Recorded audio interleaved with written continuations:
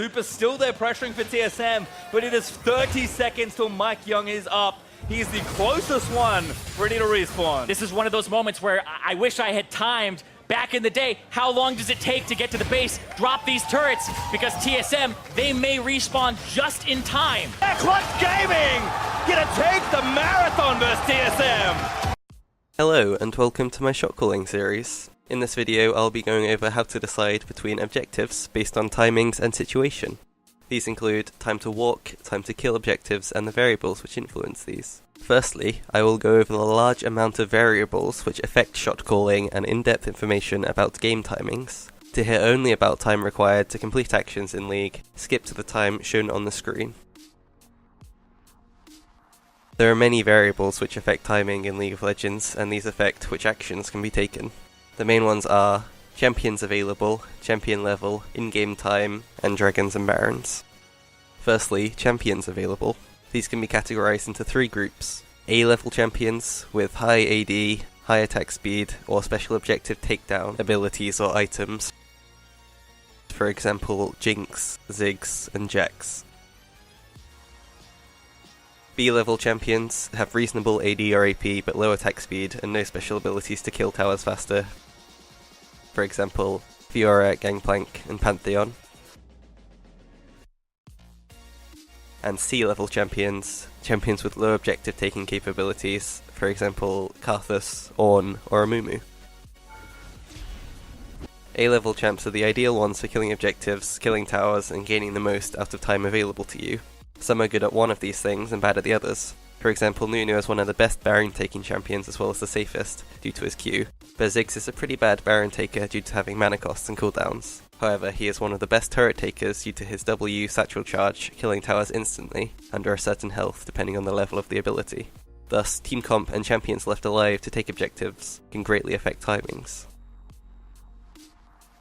Secondly, champion level and items. As champions level up, their abilities are improved, stats are increased, and more items are gained. This means more damage to objectives, and thus differences in timings. For example, a higher level champion has higher stats and more items, so will be able to kill a low level objective, such as a jungle camp, very fast. This does not apply to major objectives as they scale with time, as I'll talk about next. A side note about items. Certain items such as Iceborne Gauntlets and Lichbane provide extra objective damage due to their effect, and thus increase the speed at which objectives, especially structures, can be taken. Game time. Objectives in League scale with game time. Towers gain more armor and magic resist as the game goes on, based on time, and large monsters gain health, based on level. A higher resist tower will thus take longer to kill than a low resist one would earlier in the game. This is due to champions gaining more and more power throughout the game. They're not able to just do stupid stuff like stand under Nexus towers and kill it without minions or a team. Speaking of minions, they increase damage dealt to structures when nearby, which means no minions equals very little damage to structures. Monster objectives such as respawning jungle camps, Baron and Dragon scale with time and in-game level, meaning Baron has more HP at 40 minutes than at 20 minutes, again fitting with increasing champion power levels over the course of the game. Finally, Baron buff and Mountain Dragons affect time to kill objectives also, with Mountain Dragon giving 10%, 20% and 30% damage to epic monsters plus turrets, scaling by amount of dragons killed. This means you will kill a turret 10% faster with one Mountain Dragon, reducing the time taken by 10%. Baron buff increases minion speed, range, and damage, meaning they will kill structures faster, and thus so will your team. These variables make it pretty hard to estimate the time required to do certain things in the game, so I've decided to use a maximum required time scale to create an average time regardless of these factors. This average time assumes meta team comps with an AD carry who is A tier, high damage and attack speed, no special objective damaging champions, such as Ziggs with his W, and no special structure killing items, such as Lichbane. If your team has anything different than this, adjust the time accordingly.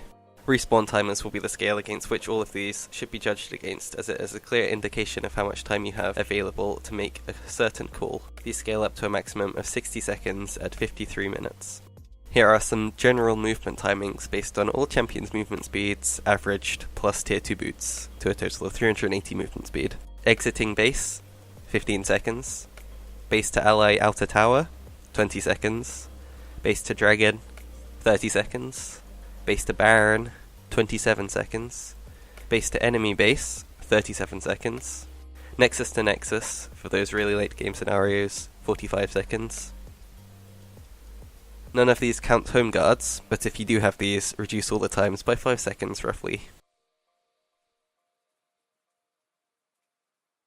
Dragon to Baron takes 20 seconds, which is important, for example if you're finishing Dragon and notice the enemy team is starting Baron. Objective taking.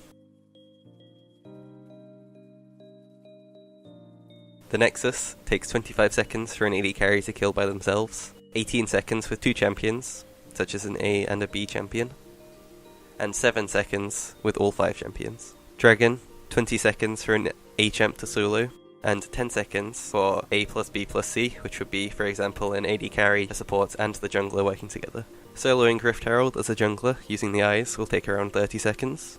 Taking Baron as a group is around 20 seconds, when no mountain dragons or strong Baron taking champions are in the game. Now some post-fight decisions. If you are in mid-map with 5 people alive after a fight and you're trying to end the game, it will take 20 seconds of walking, an average of 7 seconds per tower, 7 seconds per inhib, and 7 seconds per nexus. This will equal around 48 seconds with inhib and 2 nexus towers for the group to take. This will be 41 seconds without the inhib. This is a very possible late game scenario, and it can also be used for bot lane or top lane to ending the game, and is likely the most common scenario where people are unsure how much time they have to finish, which leads to many staying too long, getting caught, and causing a gold swing towards the enemy team. From Baron Pit to ending the game, with 5 people, it will take 25 seconds to walk, 7 seconds per tower, 7 seconds per inhib, and 7 seconds for the nexus. This means a total of 46 seconds if there are 2 nexus towers up and no inhibitors. From outside the enemy base to ending, it will be 10 seconds for walking and 35 for objectives, assuming that no inhibitor towers have fallen, which means 45 seconds to end once you have minions. Keep in mind, these timers apply to the enemies also. This means that the time available to you to take a Baron will be respawn timers plus the time it takes for the enemy to run to the Baron, for example. Deciding which objective to take is not only based on timings, but also position on the map and current state of the game. For example, killing bot tower at 8 minutes for the first tower gold after killing bot lane 2v2 is easy and high priority. At 50 minutes this will not be a situation to consider, and the issue of how long you have to end with 4 alive outside the enemy base with a 55 second respawn timer will be the only thing you need to consider. Thank you for watching this video. I hope to make many more about learning shot calling and better decision making, so subscribe if they would be helpful to you. Good luck in solo queue, and I hope this video stops you from throwing a game when killing the enemy nexus.